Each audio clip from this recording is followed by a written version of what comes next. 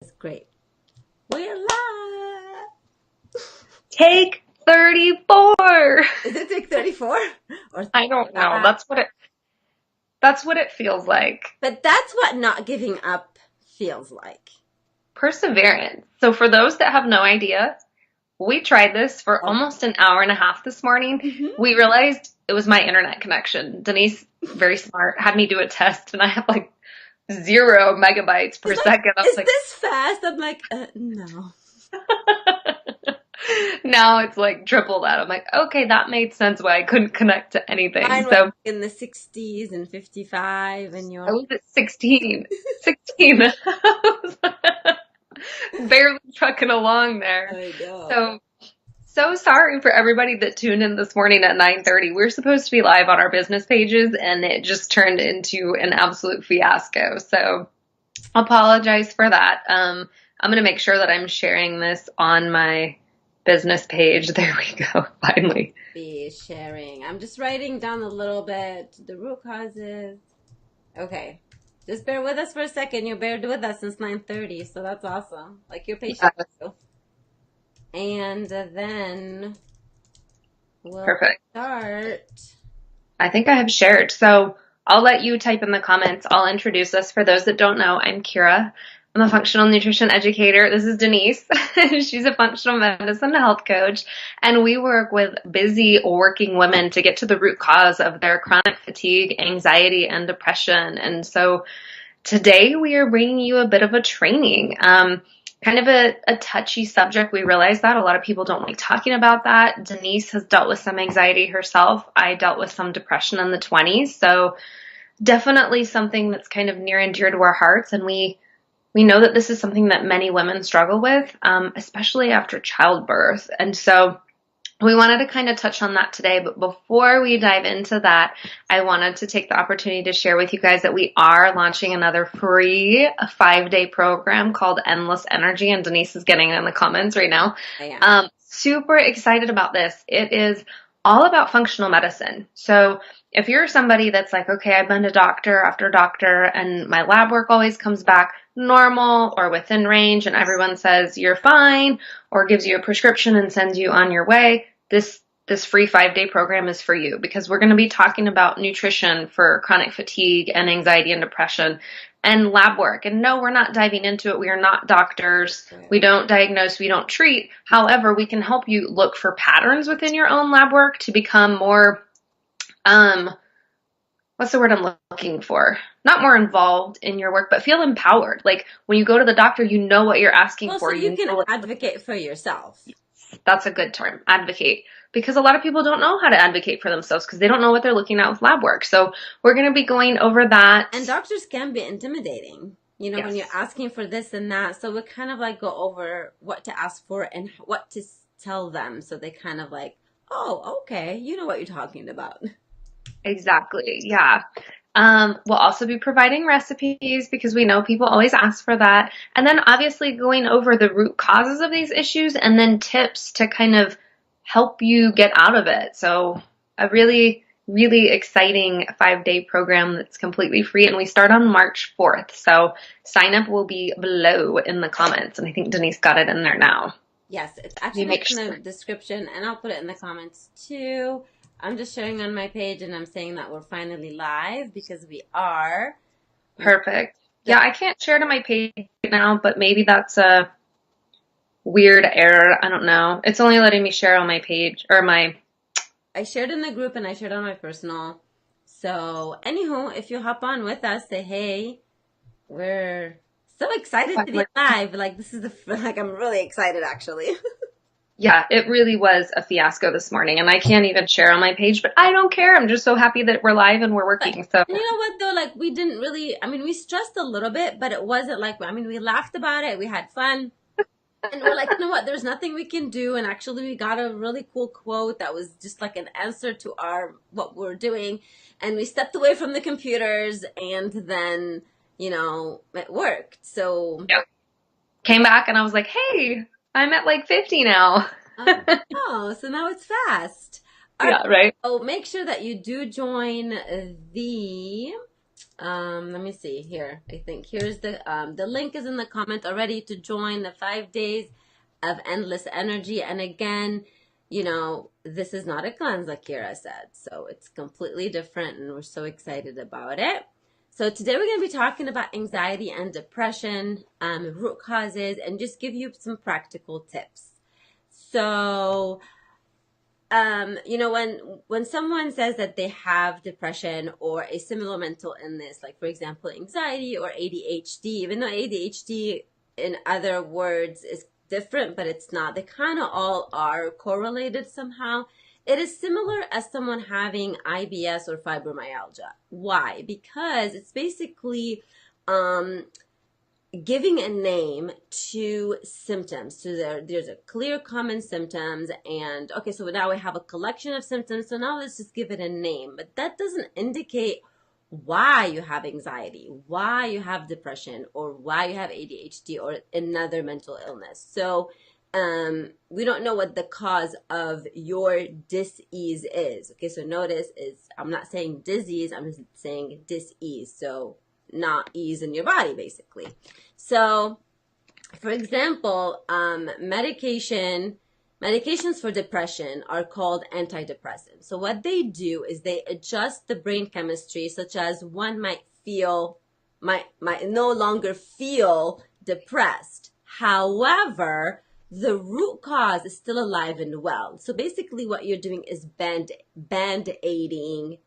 the symptoms kind of thing, but then it's still right there. So for example, Dr. Hyman, who is actually a medical doctor, but he is more into a functional doctor right now, and what turned him around to being investigating the medicine of the why. That's what he called functional medicine. He calls it the medicine of the why. Like, why am I having this? It's because of his own personal health problems. So now he's kind of like the pioneer in functional medicine, but he's actually an MD. And he said that depression is not a deficiency of Prozac.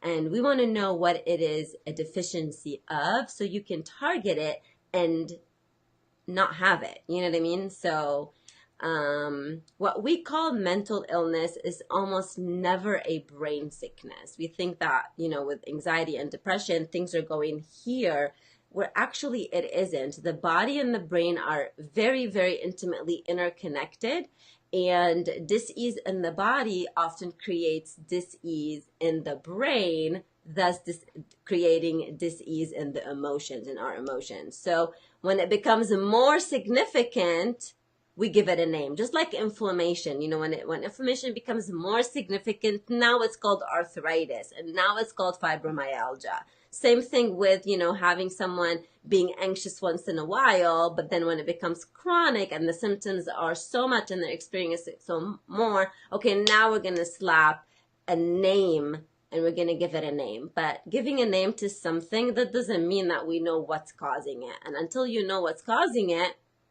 it won't get better. It will get actually worse. Mm-hmm. Yeah. And also, I think it's important to note, like, when you're thinking of anxiety or depression, either or, it can be kind of a short-term thing. So when you think of anxiety, I had anxiety this morning. Yeah. It was very short-lived, but, my cortisol, I'm sure, was through the roof because it was like, we're supposed to be live at 9:30. It's at that point like 10:30. I'm freaking out. But that is a one-time thing. That was the root cause. It was just a quick bout of stress. Yeah. So sure, you can have short-term anxiety. That's not so much what we're talking about. This is like ongoing day-to-day anxiety, day-to-day depression things. So in terms of depression, people want to know, like, what are some root causes? It's obviously different from person to person. What affected me in my 20s is different from everybody else. There's always multiple root causes. So we're going to go through some of them today, not all, but this is still a pretty extensive list. So first off, you could truly have low serotonin. People always think, well, that's what it is. That's why you're put on an SSRI medication, because you've got low serotonin. But that's not always the case. And in fact, it's not actually that common if you dig around into what's going on. So low serotonin production could be an actual cause of depression, but that's not a very common one. Vitamin D deficiency is, however, pretty common, and it's rampant. I mean, there's so many factors that also drive vitamin D to be low. So that's where it's like, well, we have to keep digging. Like if somebody chronically has low vitamin D and let's say they're taking a synthetic D3 supplement, why is that? Are you getting enough sunlight? Are your magnesium levels up to where they should be? Do you have something going on in the gut hindering absorption? But in general, a root cause of depression could be some vitamin D deficiency. Another one, essential fatty acids, omega-3s. Those are the big ones for brain health. They help with inflammation, but so important when it comes to depression and just helping with brain function in general. And a lot of people, when we think of omega-3s, it's like, oh yeah, I'm going to go take a fish oil supplement. But if you're constantly in an inflamed state and adding high omega-6 and 9 inflammatory foods, you're still going to be upside down. So it's evaluating like, am I getting enough of those omega-3 rich foods like fatty fish, walnuts, hemp, chia, flax seeds, those types of things? Or are you eating lots of canola oil, fried things, and vegetable oil, fast food, things like that? So it's kind of making sure your essential fatty 3 acids are looking good. Yeah. Poor mitochondrial function. That is also another big one. Not one that many MDs are familiar with because they're thinking, well, how do I look at mitochondrial function? That's something that you see on an organic acids test. So that's where functional medicine absolutely comes into play because not many conventional doctors are even familiar with organic acids testing or what it does or how to interpret or anything like that. And mitochondria is the basically energy source that you have in your cells, just if you don't remember your biology class. Yes, thank you. Sometimes I forget what people know and what they don't know. Basically, if your mitochondria, so every cell has a mitochondria, basically it's the fuel, the energy source, and if that is no good, then the energy doesn't have energy and you don't have energy. And that's actually a really big one that we will be talking about in the 5-day endless energy program is mitochondrial function because that's a huge area of fatigue, chronic fatigue, and then of course depression. So another one, and this is what we'll also be talking about during the 5-day program, but lack of B vitamins, specifically B6 and folate. Those being chronically low will absolutely lead to some type of depression. And then food sensitivities, we're going to bring that in. Denise and I are pretty adamant about being gluten-free. And I'm not going to say that every person in the world needs to be gluten-free. I can't make that statement, not at all. However, it's such a common sensitivity in this day and age. So a lot of times, if you're struggling with anxiety or depression, that's one of the first things we say. It's an easy one to cut out and see how you react. That might not be the case. But think about what you might be going through with testing after testing and medication. Cut out gluten and just see if that's one because it's an easy way to start. Exactly. Yeah. And then continuing on with diet, high sugar diet. So cut back on all those sugars. I know Denise and I are like, it's a delicate balance. But I mean, if you really look at your diet and it's like, oh, I'm having sugary cereals for breakfast or like a bagel, which is going to turn to sugar along with orange juice. And then my lunch is something that's like frozen, prepackaged. And then I'm having sweets after meals. Like, yes, cut back on the sugar. Too much sugar can absolutely affect brain chemistry. Too low of a protein diet. And this is where we're going to have people going, but not saying anything against veganism. Again, it's the same thing. We don't say that one diet is better than another. Every person is unique. However, a big cause or a big issue is that lowering animal protein or eliminating it completely means you're not getting those essential amino acids, which help with the neurotransmitters.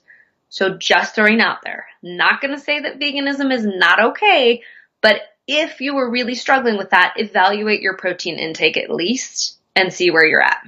Yes. I mean, I don't know, but I do follow some people on Instagram who are, into the fully raw and who are into veganism. And again, not bashing anybody, but a lot of them talk about anxiety that they have. So it does correlate. Yeah. So if you're If you're dealing with anxiety, again, we're going to talk to you like you're one of our clients right now. It's something to evaluate. If you're vegan and it's for ethical reasons, it is what it is. We understand. But if it's like, oh, I thought veganism was just healthier than eating animal products, we're going to disagree with that statement and say, no, go for the high quality animal products. That's the difference. Yes. And see if it makes a difference in those neurotransmitters. Get those amino acid levels up because that can absolutely be a root cause. And then, of course, stress, which I was dealing with this morning. Cortisol levels were rising, so chronic issues with adrenal secretions. And I'm saying chronic like you're always in that fight or flight mode, always stressed out, whether it's external stressors, that's just your personality, or internal stressors, that, of course, can lead to some depression. Yes. And I have a lot of talking. I'm going to let Denise go on some too. So there's still more. So basically, we're going through a lot of root causes, but you can have one or several of them, and that's why we want to cover the majority. So another one can be chemical toxicity, meaning that in the products that you're using, or in the water that you're drinking, or in the toothpaste that you're using. You can, at work, anywhere, but your body can have some chemical toxicity in there, hence causing depression. You can have something called GI dysbiosis or inflammation. So basically what that means is that in your gut, you have bacteria, and basically we have way more bacteria. They outnumber us. So we have way more bacteria than we have cells. So, and those need to be happy, because if they're not happy, you're not happy. The rest of us is not. Yeah. So that's what dysbiosis it means that the bad bacteria are overpowering the good bacteria. And that can be caused if you as a child or as a young adult or right now take a lot of antibiotics, or have taken a lot of antibiotics, or have gone through a lot of stress. So what happens is it throws off your whole microbiome, so basically your bacteria world. And inflammation basically is also can be related to so many other things. But if you have any joint pains or any neck pains, or if you already have diagnosis of arthritis, that means that you do have inflammation somewhere, somehow, and that might be causing your depression. Another thing can be hormone imbalances, especially in the sex hormone imbalances. And we also touched on the cortisol too, and the stress. So basically all of your hormones are not happy, and that can be a cause. Insufficient sleep. You're not resting enough. You're not sleeping. You may be going to bed at a certain time, but waking up often. You're not getting a good night's sleep. That definitely can create a whole lot of, problems in your body, hence also creating depression. And then the ongoing trauma, like Kira said, that, things like that happen, once in a while. Okay, we deal with them. Our cortisol level goes up and our blood sugar level goes up. That's fine for this one incident. But if it's consistently happening to you, then that can cause, that can be a root cause. Also, just persistent unhappiness or lack of fulfillment. So meaning that you are just consistently unhappy. There's nothing that's just bringing you joy. You can't find anything that that you're satisfied with. Like you're always seeing the negative maybe in things instead of the positive. And again, anything that increases inflammation. And I don't know if you also noticed this, but all of these things that we mentioned correlate with each other, and they can be the true root cause of depression. Yeah. And like you said, it could be one thing, it can be multiple things, but they are all truly connected, and you'll start to see that. And obviously there can be other causes of depression too, but these are some of the major ones. And honestly, some of those things that we went over kind of were tips. They're things to get you thinking like, oh yeah, I am somebody that always sees the glass as half empty, or, well, actually I do have rheumatoid arthritis now that you mention it as well. So be thinking about those, but additional tips that we kind of wrote down were get the vitamin D levels up, get outside. I mean, I really, well, right now in Las Vegas, the sun is out, it's still cold, but like the rest of the country, maybe not. But when it is warm, get outside, 30 minutes in the sun. No sunscreen, no sunglasses. That gives you 20,000 IUs of vitamin D. So much more powerful than taking some drops.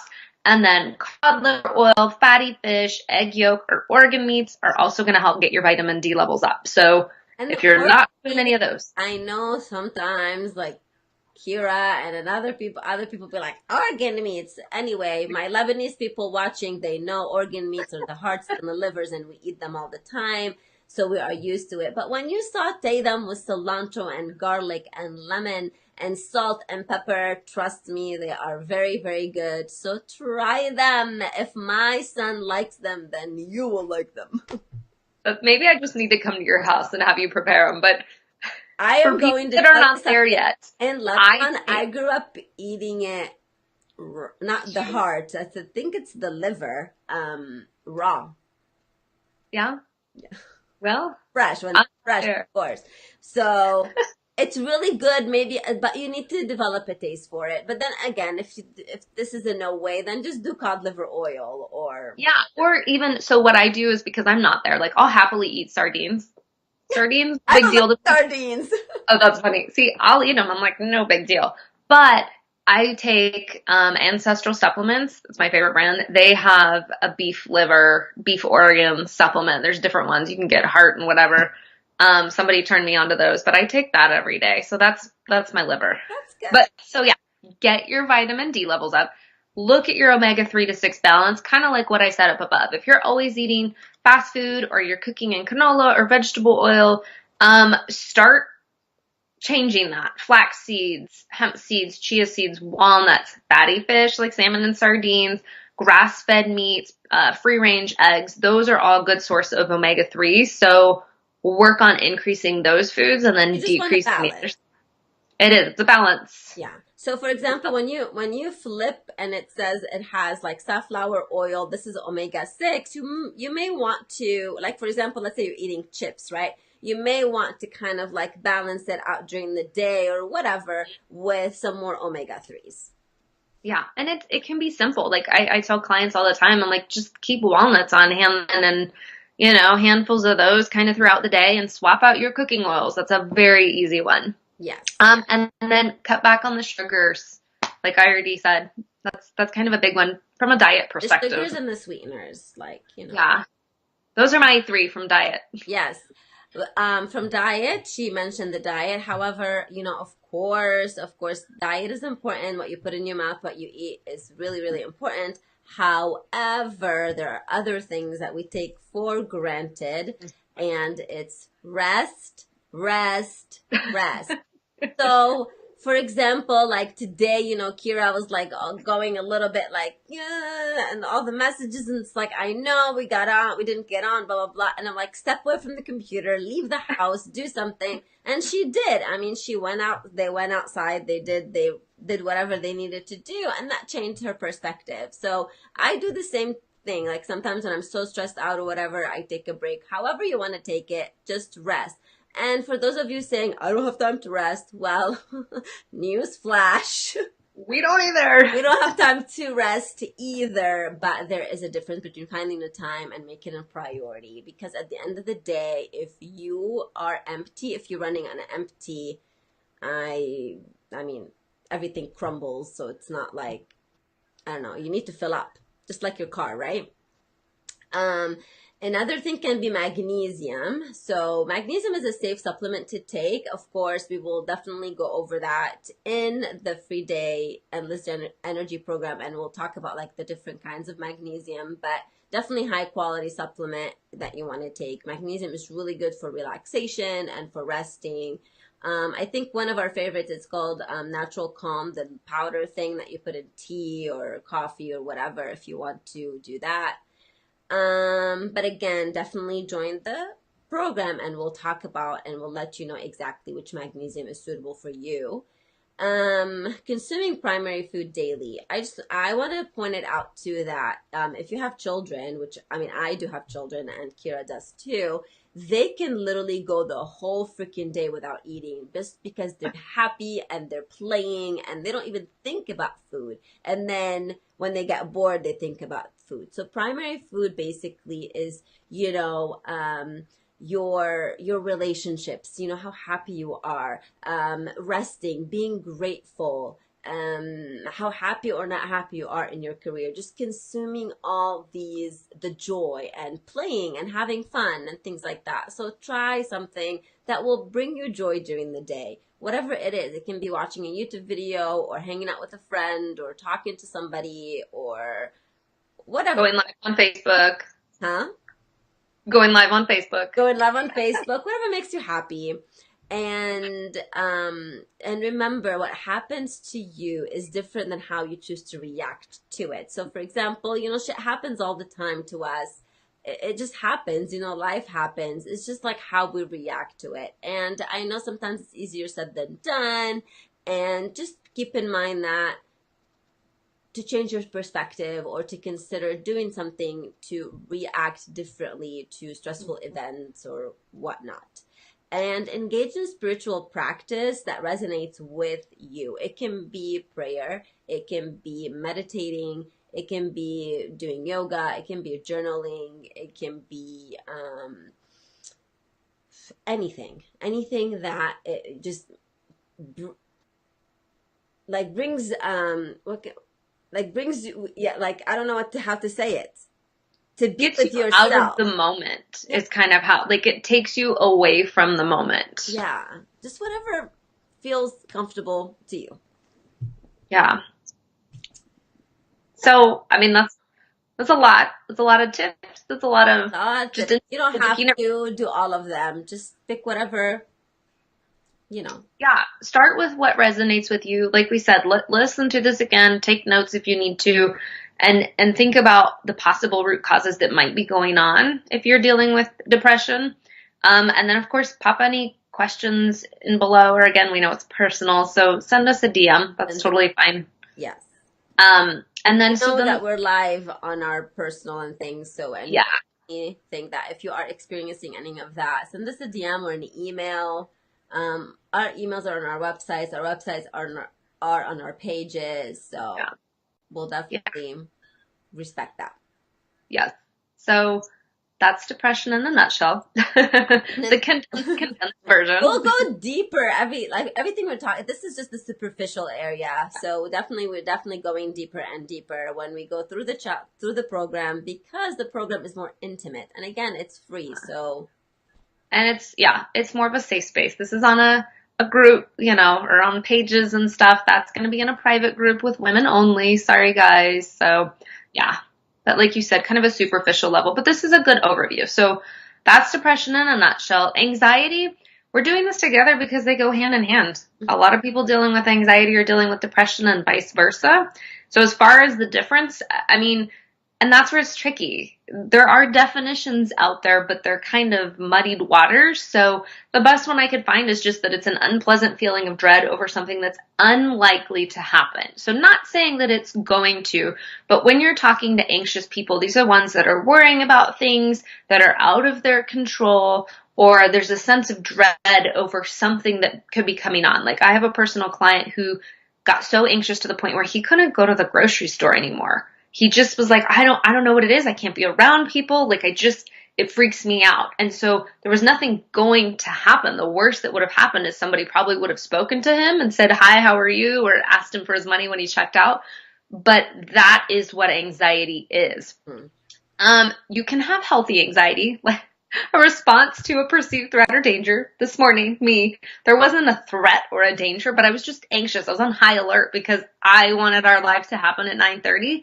That's totally fine. That's a one-time thing. You're going to get it here or there. You could get anxiety in the car, anxiety before a test. Yeah. Yes. Totally normal. That's a healthy response.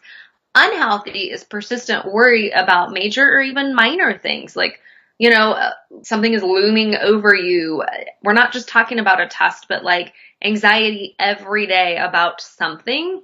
And sometimes it's triggered like a one-time thing in the car or the live, or sometimes it's very generalized, like the client who couldn't go to the grocery store at that point, like he just didn't even want to leave his house. So yeah, it's usually something that's experienced mentally, but also physically.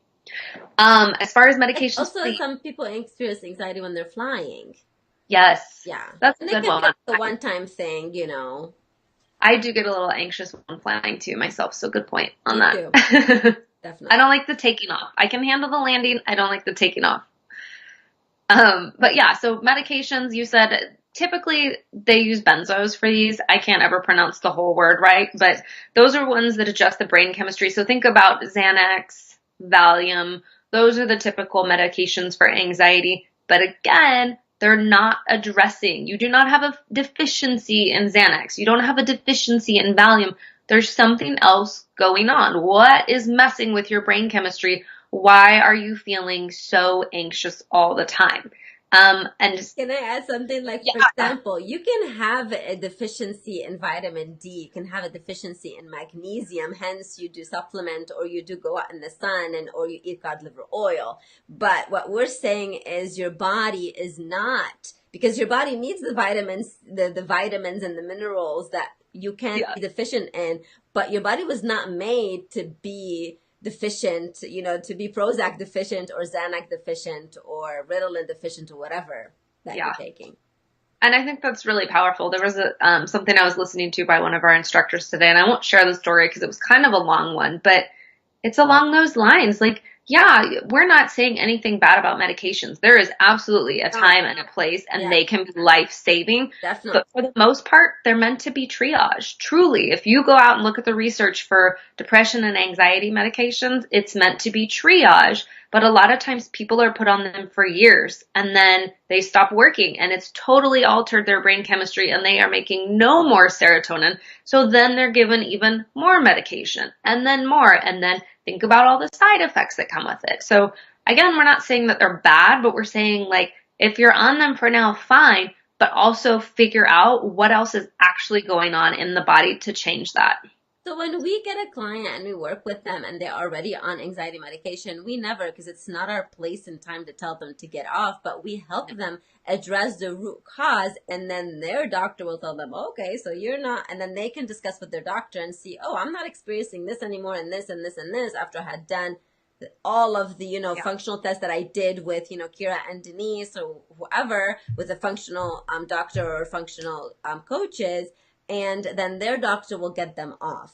So it's okay to be on the medication, but at the same time, you want to discover what's really, really causing it. Yeah. So kind of like what you said before, everything's connected. So as far as causes of anxiety, I just wanted to touch on this real quick. So lack of sleep can cause anxiety, but then anxiety can cause insomnia.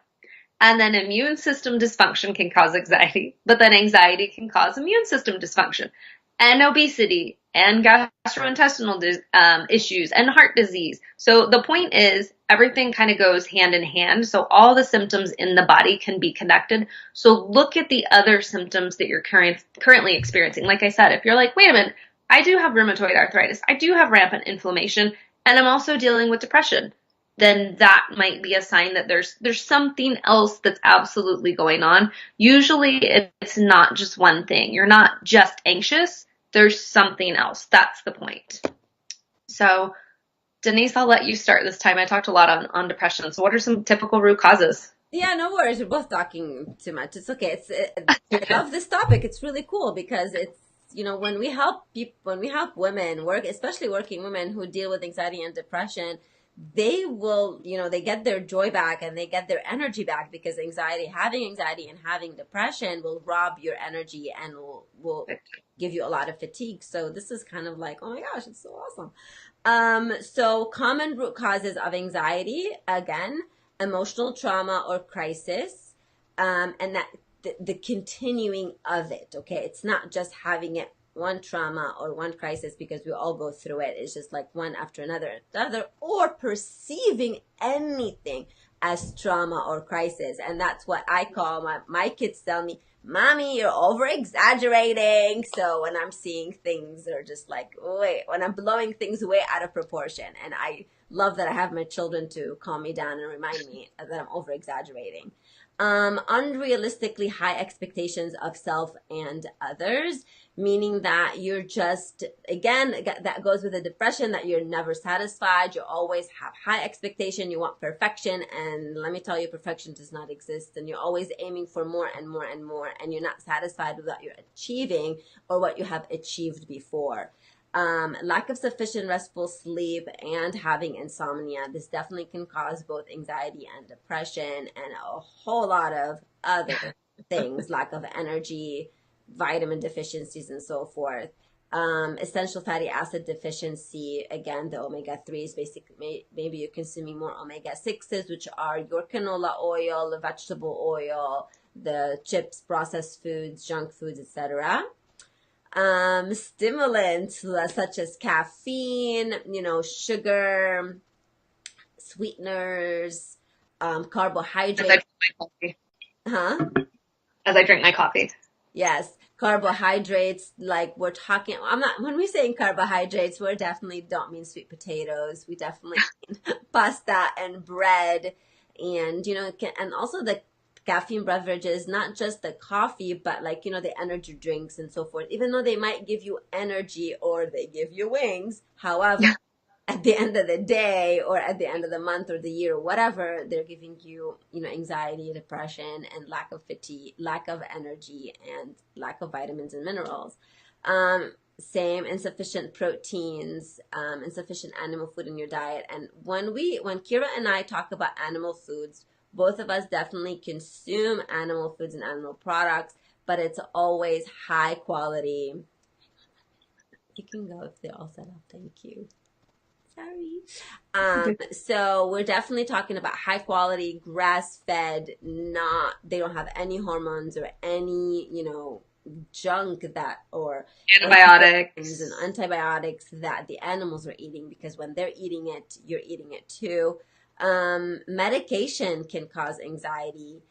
Some of the medication, like steroids, for example, for asthma. So again, definitely we're not dissing medication. I mean, my kids, I don't know about Kira's kid, but my kids had to be on some medication. I had to be on some medication at some point. But again, like she said, it's a triage. It's a trial. You get it, you get on it for a second, for a minute or whatever, and then you go deeper and find out why my child is having asthma, why my child has allergies, and then you address that, and then hey, she doesn't need allergy medication anymore. So, because steroids medication do cause anxiety, and I did notice it when Avi would be on the inhaler, and she would get like anxious and she would get very irritable and things like that. So I did see it firsthand.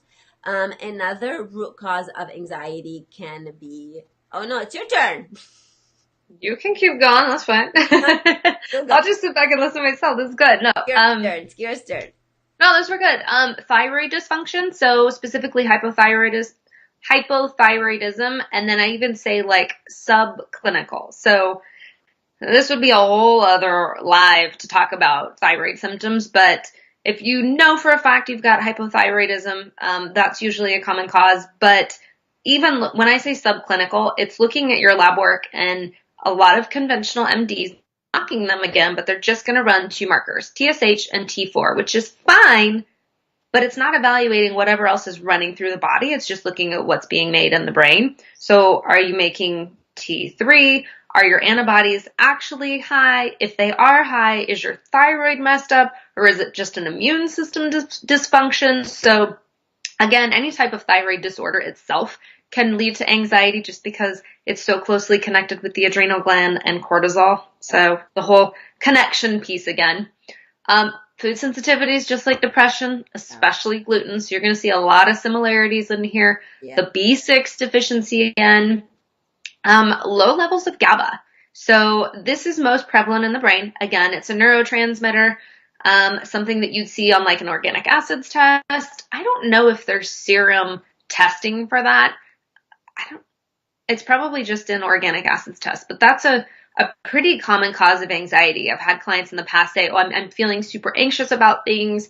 They go on a trial of some GABA, which is something that you can buy over the counter again, and they notice a decrease in their symptoms. So a lot of times it's the neurotransmitter imbalance. Yeast overgrowth. That's a big one. Denise. I'm looking at Denise. We're going to go over stool tests one day on a live. And the yeast overgrowth can definitely be measured in the functional stool test. And that we'll be talking about it in the 5-day Endless Energy program. So make sure you join. Yeah, and that's a big one. I feel like it's rampant. Like I like to tell people that everybody does have candida. We all have some yeast in the gut, but like Denise said, when you're looking at as a whole, like when it gets out of control and raging in the body, that's an issue, and that's going to wreak havoc in so many different areas. Like it's not just anxiety. Right, Kira, correct me if I'm wrong, but if someone has like yeast on their toes or on their nails, isn't that an indicator that you definitely have yeast overgrowth in your gut? Yeah, it's a pretty surefire thing. Yeah. So Yeah, just to it's know definitely. that I mean, yeah, my the body is interconnected. So what's happening in your toes and you're putting spray on it, you need to address in your gut. So just yeah, saying. yeah. Stop covering it with nail polish. Yeah, yeah. So I mean, that's candida's a big one. Yeah. That can absolutely lead to anxiety. Again, it goes back to the dysbiosis thing. And when your gut's not happy, I mean, 90% of serotonin is made in the gut. So think about that. That's a neurotransmitter. It's gonna And mess with, a happy, relaxing hormone. yes, yes. So it makes sense that anything Sorry, going on in the gut is gonna lead to anxiety, depression. What's that? I said hormone. It's a neurotransmitter. Oh, yeah, It, yeah. it is what makes you happy. You know, like it's the happy neurotransmitter. The happy one. Tracy gave it a name. I don't remember what it was. The butterflies and something, but Unicorns and rainbows. yeah, something like that. It's that type of neurotransmitter. And there can be others, but you can see a lot of them overlap with anxiety and depression. So again, take a minute to evaluate. If you're like, gosh, I'm always dealing with anxiety, what could be going on? Step back and look at some of the things that we just talked about. Yes. And some tips, Denise. Here are some tips for if you have anxiety. Mindful breathing practice in moments of anxiety, worry, and panic. And I'm gonna have you demonstrate because you have. Oh, yeah, we did a live on stress in our group. So if you're not part of our group, you can find that on our pages. There's information, but we did a live on stress. I mean, so when you're in a worry and in a panic or you're experiencing an anxiety moment, this is what we want you to do. Let's do this. Yeah. Together. Okay. My favorite deep breathing is called box breathing. So that's where you breathe in for 5 seconds. Denise is going to demonstrate. And then you hold it at the top. Okay, wait. Not well. And then you hold it at the top for 5 seconds. And then you breathe out for 5 seconds. And then you hold it at the bottom for 5 seconds. And then you do this 5 times, hence a box. She's just making a giant box. That alone, not saying it's going to eliminate all anxiety. Suddenly you're cured, you don't need medication. No. That's just the tip. And in the tips of anxiety. Realize that the tips that we're giving you can also be triage, a trial until you get to the root cause. Yeah. And honestly, that mindful breathing is good for anything. If you're not even taking time for yourself out of the day, just do that. You can do it in the car. You don't have to close your eyes. I was being just dramatic because I love to be dramatic, and I was just closing my eyes. But you don't have to close your eyes. You can be in the car doing it. You can be in bed doing it. I don't know, drinking coffee and doing it. Whatever makes you happy. Just do it. I'm going to do it right now while you continue talking. Okay, so the second one is withdrawal from caffeine and alcohol. And I know this can be a little bit hard, but if you do have a legit diagnosis of anxiety and depression, or you experience anxiety literally all the time, try to withdraw from caffeine and alcohol for maybe, like 2 weeks or so you can see if your symptoms get better, because those are stimulants and they may give you, like I said, energy at the beginning, or they may calm you down. However, their side effects is way stronger than the short effect that they're giving you. So try to withdraw. Cut back, I was going to say. So funny story, but not so funny. I think I told you this. I had a client who was dealing with anxiety, 7 cups of coffee a day. No joke. Even deal. Oh my gosh. I'll be like jumping up. I don't know what I'll be doing. Yeah, if you're drinking that much, just cut back. Just please cut back and see what happens. Right. I mean, withdraw if you have like 1-2 cups of coffee a day. But if you have 7, we don't want you to go from 7 to 0 because you're definitely gonna, and again, well, if you join the program, the free 5 days endless energy program, you'll see that what we and the link is in the comments and the description of the video. You'll see that we don't believe in the cold turkey or in the like one size fits all kind of thing. We definitely love to teach you action steps, small action steps, because the small action steps, small baby steps will create lasting changes. So that's how we work with our clients, with our group coaching, and yeah, with our friends too. I mean, And with ourselves. with ourselves, exactly.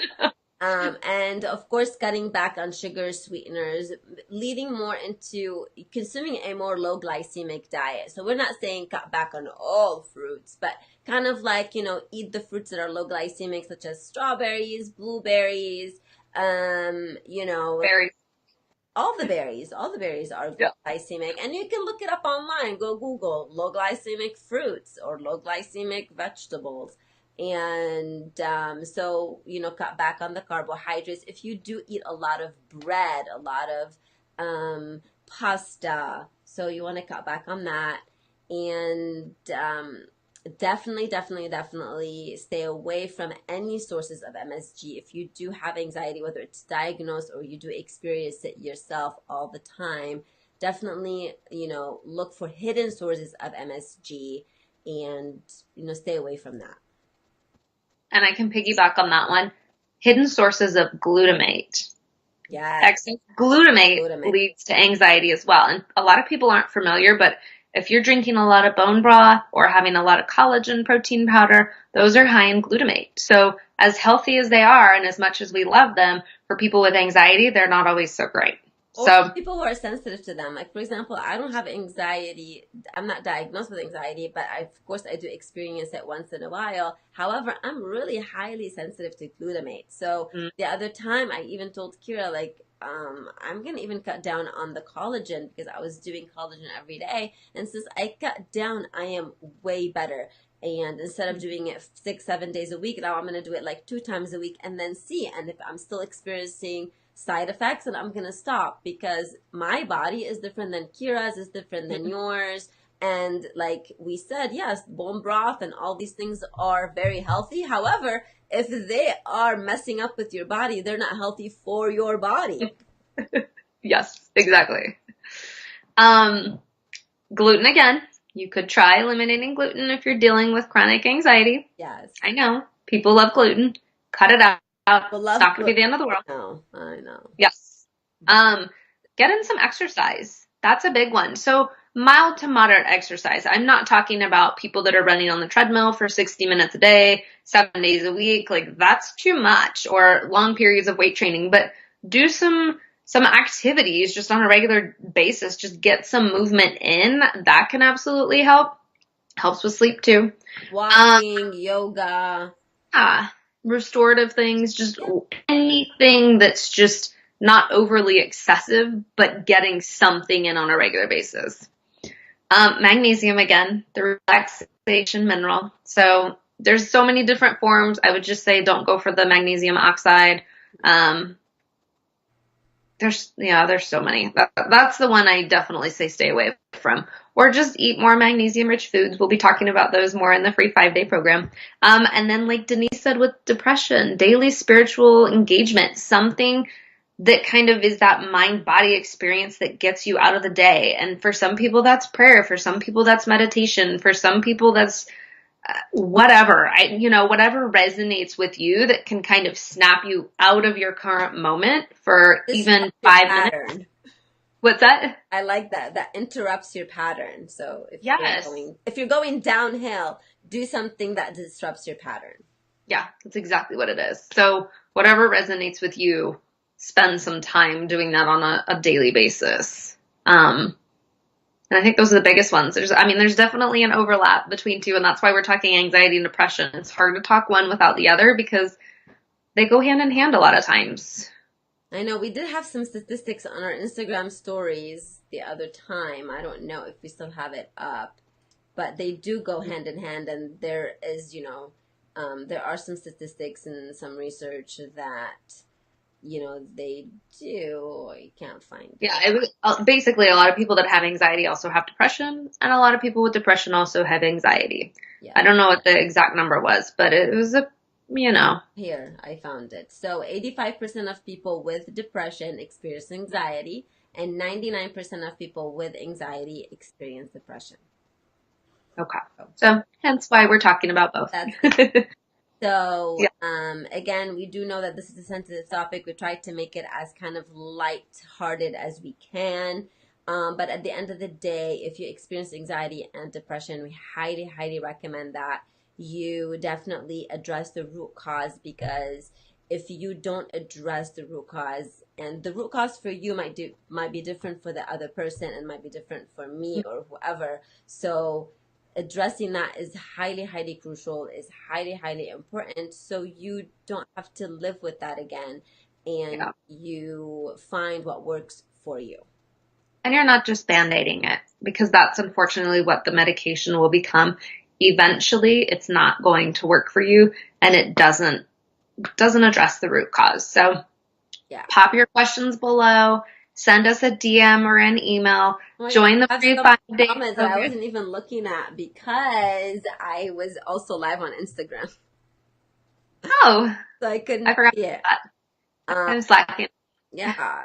So thank you so much for your comments. We'll read them because we don't want to make this live too long. But definitely, if you have any questions, send us a message or email us. And please make sure that you do join the um, the free 5 days of Endless Energy program, because And if you know anyone that would benefit, yeah, share it with them. yeah, you can share this video with them or even share the link with them.